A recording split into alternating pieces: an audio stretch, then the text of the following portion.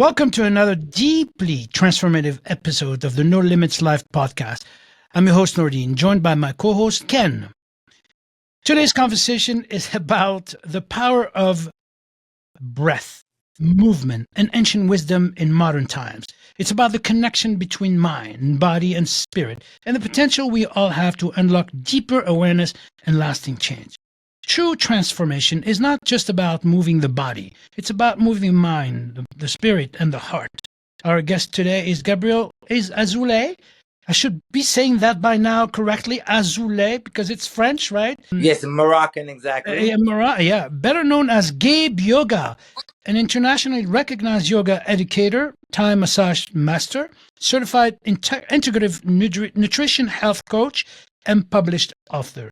With over 2 decades of experience, Gabe has led teacher trainings, retreats, and healing programs around the world, collaborating with renowned wellness centers like Miraval, LifeCo, right? And ZOYA. Yes.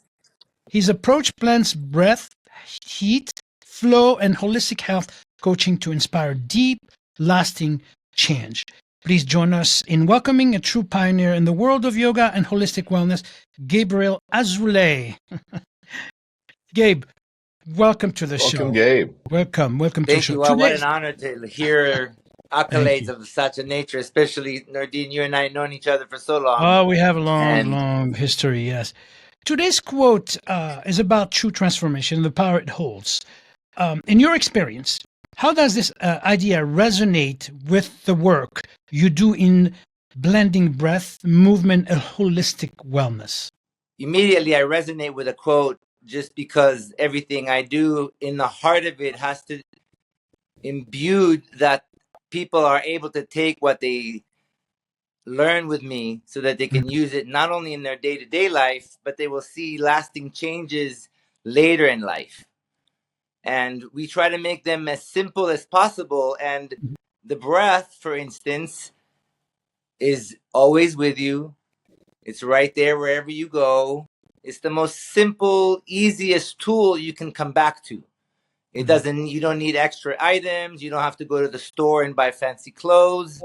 And so now it's available for everyone, not just for a select few. Again, going back to transformation, it has to do with how can we reach in every individual at every level so that they can find their true purpose, their ability to fulfill and live this incredible life. And it begins by finding the gratitude in the simple thing like the breath. And so my work is about imbuing these elements that you just described in your quote. Yes, you and I've taken many classes of yours, and you've taken my classes, and I can feel that energy coming from you, and you're helping them create little sanctuaries, so to speak, where they can come back and, anytime they want, whenever they're going through an instance of neuroticism or a place of stress, they can just, and you said, you don't need anything. You just need your heart and your love and compassion to be able to take care of yourself and take the time to do that. Yes, absolutely. Building on that, one of the things from the Institute for Integrative Nutrition is the idea that we have these primary foods. We tend to think about food as what I put into my mouth and whether I should eat greens and should I eat protein that is meat or not protein that is meat. And while all of those questions are important, they can be confusing in the real world because they just led people to different directions without being able to look inside. When we think of the idea of primary foods, that there are these foods that are very inherent, and that if you begin to look at those, lacking of them, you might be able to understand why you're having darker moments in life. Yeah, it's all about awareness. Yeah, absolutely. Ken and I were very enthusiastic and super looking forward to having you. You are in Thailand, right? Yes. Ken, Yes. You and I spoke about that earlier.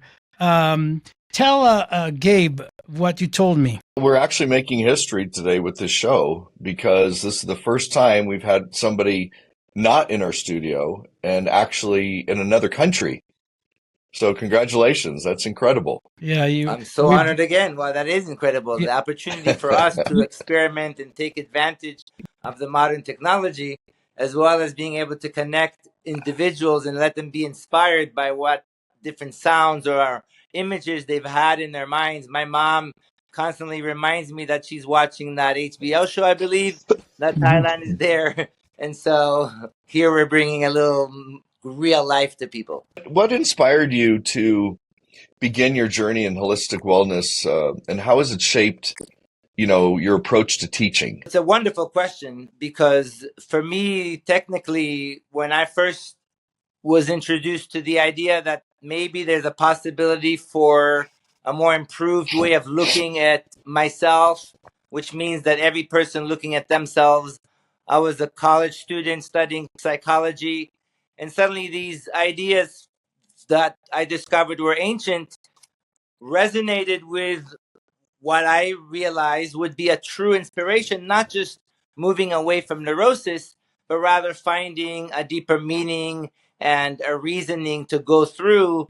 And as Nordine pointed out a moment ago, in those moments of tension, you go to college, there's a lot of different darkness that you can go through and different tension that you experience. And then that is a certain vocabulary. That's fine. The idea, though, that was these practices that you had to do. And for me, it was pay attention to your breathing. And then it expanded about how we don't breathe as efficiently as we get older compared to how we were breathing when we were younger. And so suddenly within a 6 month period of reading a variety of different books, it wasn't so much about holistic healing that later these words came about in my mind much later. I started this journey in 1993. I believe these words of holistic healing will come about maybe a little later. But by that point, I realized, well, this is what I was always doing for myself. And I always wanted to share this knowledge with everyone else. I remember when I took my rugby team on an experience of the body and the breath known as sun salutations, which is just a wonderful warm up that moves the entire body. And no one needs to know anything more of that. Hey, we're young, we're healthy, even when we're older. If we remember these movements and this relationship of breath and body, they suggest that we're going to age better. And that was when I was 19, and now I'm 50, and I can say that I've done sun salutation almost every day in my life, just as a form of awareness that it requires a practice, it requires doing it. And then, like I said, I don't need to go anywhere else. I have my body, I have my breath. I can do these movements when I wake up in the morning, and look, 30 years later, I've experienced that they've changed and helped me in my darker times, my bright times, even my injury times, as well as the ability of sharing it from, like I said, when I was 19 with my rugby team, then people that wanted to have me in their retreat centers like Miraval or other centers, or just students who show up to my work, because I truly believe that the simplicity of my vocabulary, my ability to show people that this has a resonance beyond just the immediate, but in the long term, allows When you individuals not to deal with the complexity that's out there, I believe. and when you witness it live, I've seen Gabe doing a lotus pose with a 45-pound plate on his lap and moving himself up. And not only that, it's impressive to see that, but to feel it, to feel the energy that he brings, about. It's so impressive. And also it takes your whole being to be able to do that. Mind body connection that you have is mind-boggling, so to say the least. I'm honored. I've seen it. And when you talk about breath, it's taught everywhere now. In all the wings of the Air Force, Army, and Marine Corps, they're teaching all that. The mind-body connection, breathing techniques, and all of these things. You've worked with some of the world's top wellness centers like Miraval. What do you believe sets your approach apart in the world of healing and health? I will give a lot of credit to Miraval and also for you, Nardine, just because of having the opportunity of experiencing a corporation that operates on this simplicity of the words I just provided. I believe Miraval helped to set the tone on how to give words and vocabulary about wellness and healing that would be simple, like taking mindfulness back in 2002. I believe that I started working there. Yeah, And for yeah, me, when absolutely. I heard that word and the concept of breath and body implemented in the gym environment, conversation that you and I have had about, yes, of course, it's important to work out in the gym with the weights, as well as incorporate this understanding of breath and expansion that my people at the time would be calling yoga, which is fine. We can use that word. However, then seeing it in the kitchen, seeing it in the staff environment. So that really set a Here, tone on a seeing it business here, level. mindfulness is a word that we didn't invent. I mean, it's been there for forever, and that is what we did at Miraval. Yes, life in balance, and we're listening to people, letting people choose. Come with that, all that. Of course, people that came there were all from the corporate world, from the entertainment business, all walks of life, people that could afford it, but also people that were super stressed. They Correct. reached the top, but they were about to fall. And what we gave them was simply the tools of choice. Exactly. We gave them what we had, but we didn't force that upon them. That Correct. was, and that was what set the place apart. Yeah, absolutely. Gabe, I'm wondering, my wife, and I know a few people, even my son, did severely hot yoga. It was like Okay. 120 degrees and he was doing yoga. But for somebody like me, who's very much a novice at it, and I still think I have a misconception of what yoga is all about. And I understand the whole holistic wellness part, but the yoga part, what would you tell somebody like me that really doesn't know much about it? And I would like to know more about it. How can it help me? Why would I want to do yoga? Awesome. I love that element of the question that you brought up, just because it is confusing, especially in today's world with the word yoga having an association with something of an image of a certain flexibility, or like you said, maybe an environment that's above 100 degrees. And so that's the Sahara Desert. Why am I going there? Regardless, Yeah. there's a certain image that if I'm a novice, if I haven't been in that environment, or even if I've stepped in to that environment and got validated to that experience, then I have this image of yoga that I have to now help change a bit. Because on one level, if that's the reason we do the yoga, then we remember what I said about the body connection to breath. And then we can go on in the conversation on how that helps to bring the mind and the nervous system to a calmer environment. And that relationship of connecting breath and movement does that, period. So once you learn that idea, you can apply it when you're running, when you're at the gym. So it's less about yoga as a stretching, more about yoga as you should exercise. You should move your body. And then That's that, So, important. And so if go ahead. that's the if reason, go ahead. so, if let's say well, how often should I do yoga? If I was really into it, what do you recommend? Well, if I ask you, how often should you move your body? Here, Nardine, right? How often should we want our clients to move their body? And I'm going to use the word exercise, but the idea here is I need you to move your body for 15 minutes every day, Yeah, at least. absolutely. Yeah, How movement often is should I life. do this? Yeah, movement So is 15 minutes a day. Is that Let's what you again. recommend? Um, I recommend that every human being should move their body every day at for least 15 15 minutes minutes.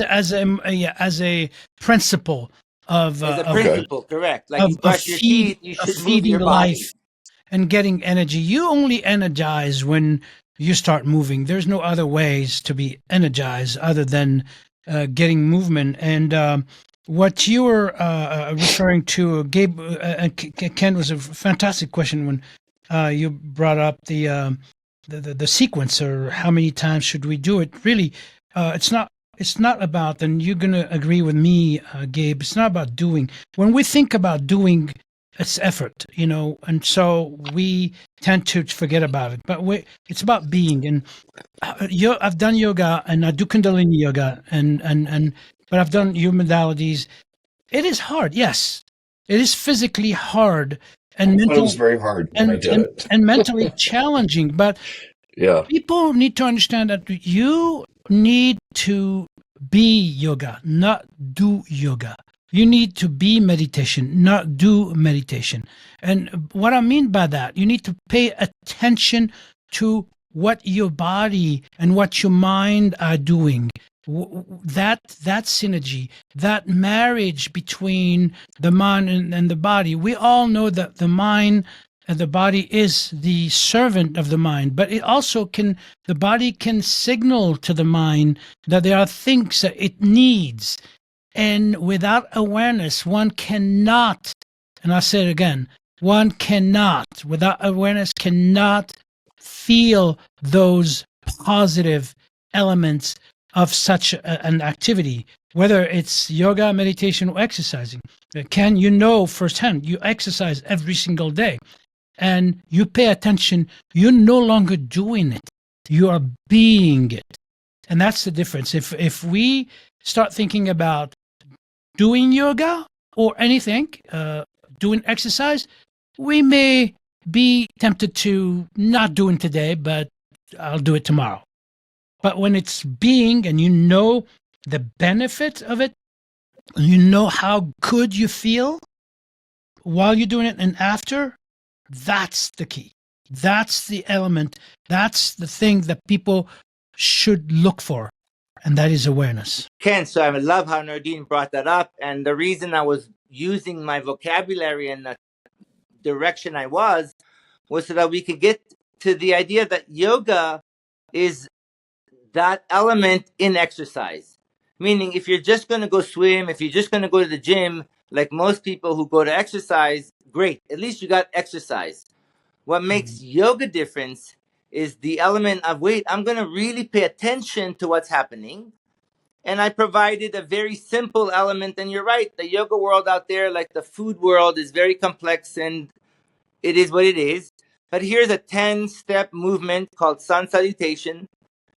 It connects breath and movement. You do it for 15 minutes. Maybe you'll do about 3 rounds in each leg. You'll feel incredible afterwards. Yes, it takes a little bit of time to learn it, like it takes any time to learn any movement. Yeah. The running or walking is just something we do normally, so it's easier for us to fall into. And so that's what I said. There doesn't need to be specifically yoga if I bring awareness like you do in your exercise from the way I'm hearing from Nordine. Mhm. And now I'll say that you're doing yoga. Yeah. But now Absolutely. now you and I began to have another conversation on what does yoga mean? Yoga means awareness. Yoga means paying attention to what I am doing. And if I do it all the time already, wow. I want to If share. I use my exercise to develop this skill, then wow. And if I've never learned this skill, then that's amazing. But I Yes. still got to use it I see. daily.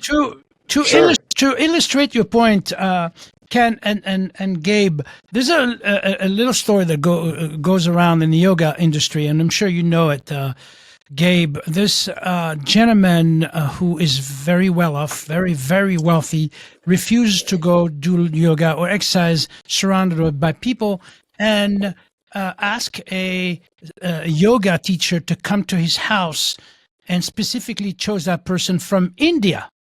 Flew that person from India all the way to New York and in his big mansion.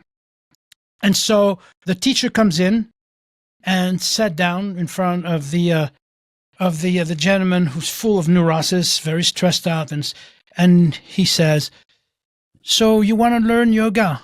And he said, yes, that's why you're here. He said, "Okay, take a deep breath out. How do you feel?" "Good. That's yoga."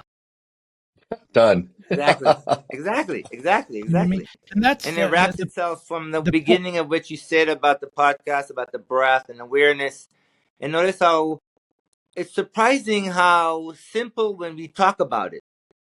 Like I just came from China and I was hanging out with different people and people who have been doing meditation and people I see, they come to the class and I watch them. They've been doing yoga in their minds, whatever that would be, all this time. And yet their awareness of the breath was not there. And when I had to stop and bring everyone's attention that, wait, the only reason we're doing what we're doing is to be aware of the breath. And that was a very awkward in terms of part of themselves really knew that that's why they were doing yoga, to be aware of the breath. And yet it was never that clear to them, or it was never phrased in the way that Nordil just did it. He took an inhale and we took one with him. And then he took the exhale and we took it with him. And then it just repeats and repeats. And yet for them, it was really new. And I don't judge it because I've been doing it for 30 years. And you've asked me before about the holistic healing. And that's for me, the holistic healing. Because as much as it's been talked about, written about, watched about, when I encounter people, that simple, wait, that was your inhale and you just passed it. Even though you sit down and do meditation about watching your breath. Yeah. And that click, there's a little click there.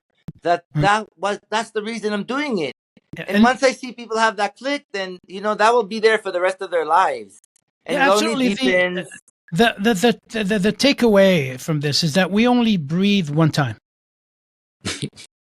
We only breathe one time because the breath before is gone. The breath that's coming is not here. We only think one time. We only breathe one time.